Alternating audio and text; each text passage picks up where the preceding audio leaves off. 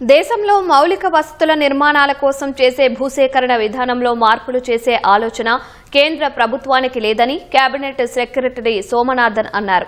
ప్రధాని మోదీ అధ్యక్షతన జరిగిన pro active governance and timely implementation Pragati సమీక్షలో 85 లక్షల కోట్ల విలువైన 3,300కు పైగా ప్రాజెక్టులకు సంబంధించిన సమస్యలపై చర్చించినట్టు వెల్లడించారు. ఆయా ప్రాజెక్టుల్లో 7,735 సమస్యలు గుర్తించగా వాటిలో 7,156 సమస్యలు పరిష్కరించినట్లు స్పష్టం చేశారు.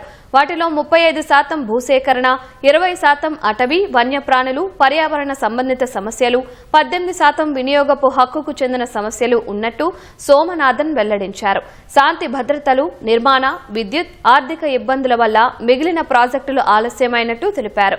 భూసేకరణలో ఇబ్బందుల దృష్ట్యా సంబంధిత చట్టాన్ని సవరణ చేసే అవకాశం ఉందా అని మీడియా ప్రశ్నించగా అలాంటి ప్రతిపాదన ఏదీ లేదని తెలిపారు.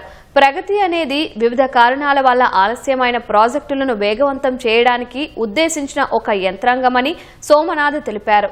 500 కోట్లకు పైగా విలువైన అన్ని ప్రాజెక్టులను ప్రగతి వేదిక సమీక్షిస్తుందని పేర్కొన్నారు.